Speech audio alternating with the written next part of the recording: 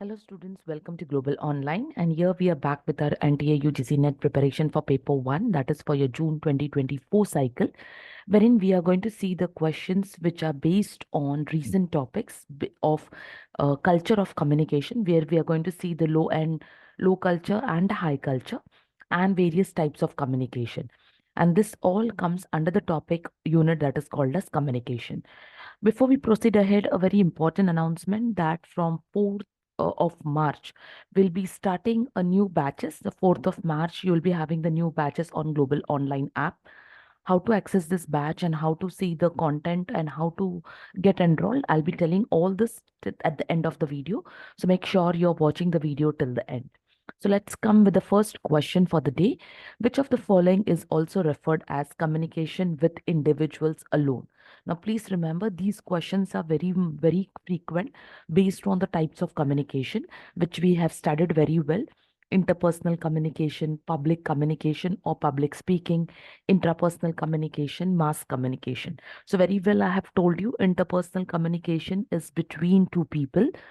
Public communication and mass communication, the only difference is in public communication, you have the sender, where one person gives the message to the large audiences. Mass communication also, the communication happens at a mass level with reference to the internet facilities or with reference to electronic sources. The only difference between these two is that the amount of feedback, okay, either it is very less or it is equal to no. And interpersonal communication is something, the communication with is happening within an individual.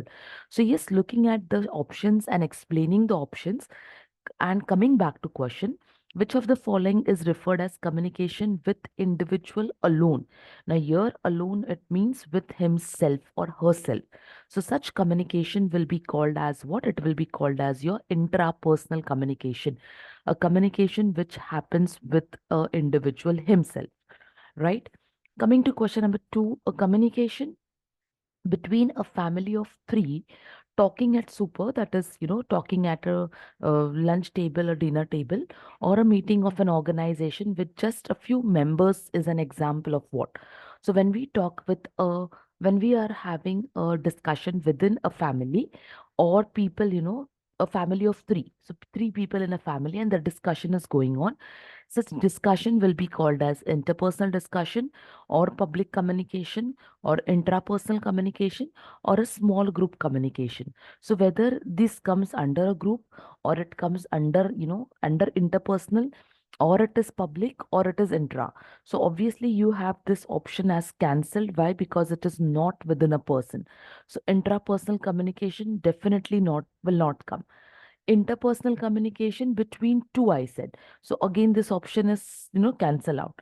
Now public communication, as I said, it is to the large audience and one person tells it. So again, these gets cancel out. So what is the option which is left? That yes, this such communication is called as what? It is called as your small group communication. So if the members are more in number, it will be called as group communication. But if it is small, then it will be known as small group communication, right? Coming to question number 3, everyone. Which of the following is not correct? Now, see this option over here, not correct about essential features of internal communication process in organization. They have given you some statements, and the statements out of which one statement is not correct. Now, let's see which is the statement. Communication involves shared meaning, it involves people, it is symbolic in nature, or it requires instruments like radio and telephone, etc. So when I say that from the given statements of internal communication, the communication which happens between, internally, what among them will not be an essential feature? So looking at the pointers, the one which will not be an essential feature is it has a shared meaning. So something, it has to be clear, transparent meaning. Yes, it involves people. It is symbolic in nature. We have seen it very well. It requires this instrument if you want to go for, a distance speaking. It requires instruments like radio, telephone, but it does not involves a share meaning. This type of communication can lead to confusion, can lead to, differences or misunderstanding, right? Coming to question number 4, which of the following again is not important hindrance to effective communication? Now, hindrance, it means something which is not an obstacle, something which is not a problematic area. So, which of them is, called as is not a hindrance? So, language difficulty, status distance, resistance to change, or employee relationship with management. So, if you look at all the options, the one which is not important hindrance, it's not an hindrance, or you cannot consider it as one of the important hindrance.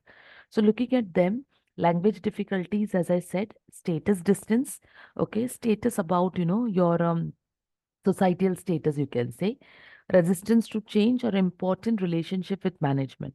So if you look at all of them and you come to a not an important hindrance is your relationship with management, employee relationship. So that is not an effective important hindrance. Maybe at times things are understood, things are explained, and things are normalized. So this you cannot consider as what a hindrance. But yes, language difficulty, this is actually a barrier of communication talk with.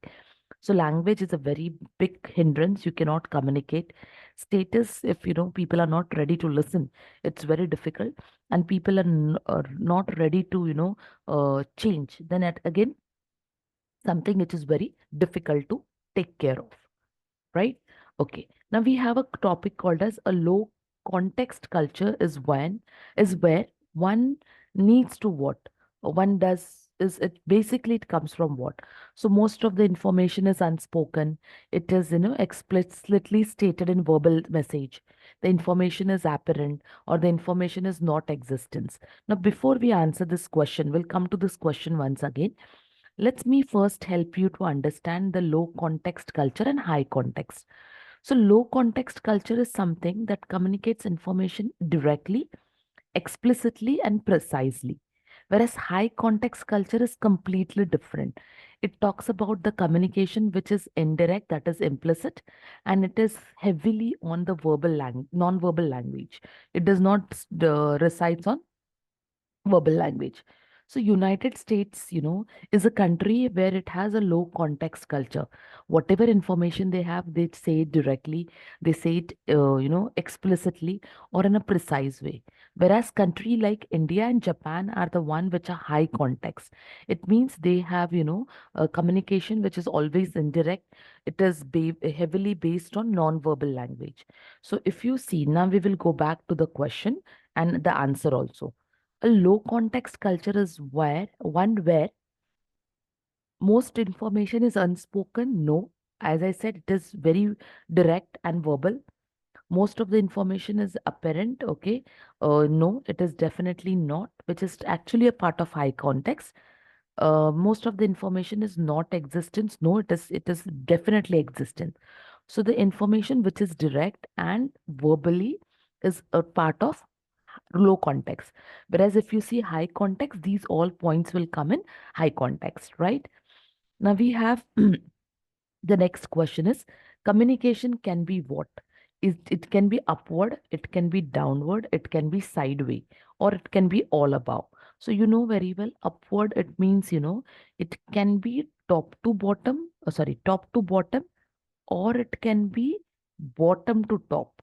Okay, so from the top level to the down level, or from the down level to the top level. As I said, it is downward. It is sideways, that it is in the form of diagonal form, or it is all the above. So does we have communication which is very specific? It cannot be upward, it can only be downward, it cannot be sideways. So we need to listen this very carefully and understand. So communication can be all the above. It can be only upward, it cannot be only downward, it cannot be only sideways. So it means it is all the ways, right? So that is the reason communication is all the above. Coming to next, formal communication is based on what? See, formal. I very well explained you what is the meaning of formal, informal. Formal communication, which is a must in the business requirement. Informal communication, which happens at a casual level. So formal communication is based on chain, is based on scalar chain, is based on grapevine, or none of the above. So here, see, they have not mentioned which type of chain. Scalar chain is something, it is direct. I have explained you this concept. Once again, I'll explain. So if A wants to, here it is A, and okay, here is, okay, Z. So if A wants to contact Z, he can come directly rather than, moving in a concept form of like that. The communication can happen directly. So that is called a scalar chain. Okay, so is formal communication a scalar chain? But in scalar chain, you should make sure that they are directly contacting, but later they are updating all the people who are in the loop, or a grapevine, that is informal communication, or none of the above. So looking at both, all of them, formal communication is something, which is scalar chain. It means that it can directly contact, but at the same time, it can keep others also in loop. So that is nothing but it is called as scalar chain, right? Now, classroom communication is of a teacher rests on what? So when a teacher communicates in the classroom, are certain principles like infotainment, edutainment, entertainment, or enlightenment. So when teacher communicates, the communication should be what? Based on infotainment, or information and entertainment, edutainment, education and entertainment. Only entertainment or only enlightenment? Enlightenment, it means your knowledge is highlighted.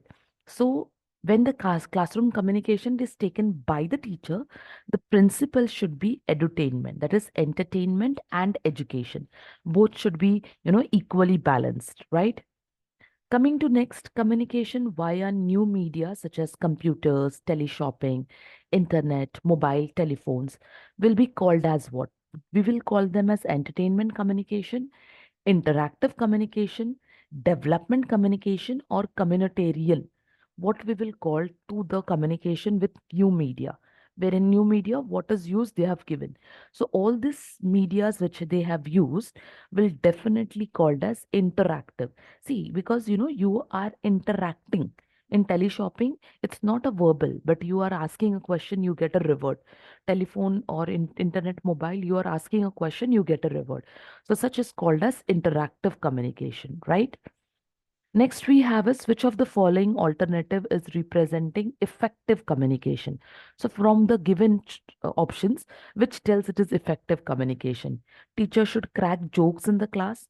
Teacher should, have impact on senses, which influences the student.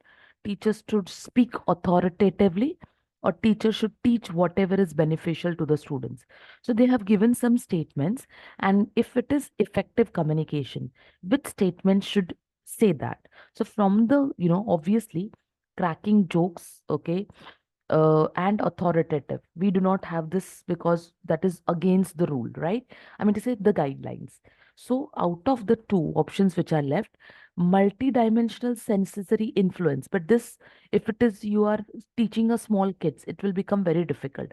So basically, teaching in the effective communication is which should be beneficial to all the students. It should be benefited, and definitely students should learn out of it. Okay, so yes, this is all we have for the day. If you want to understand how to join the Global Online and proceed for your examination, download the Google Play Store. With the help of Google Play Store, download the Global Online app. Register yourself with a registered mobile number. Go to Paper One. With the payment of fees, you get an access to entire content. If you have any doubt, we have given our numbers. You can get in touch with us and you can start preparing for your examination. That's all we have for the day. Thank you, everyone. See you in the next class.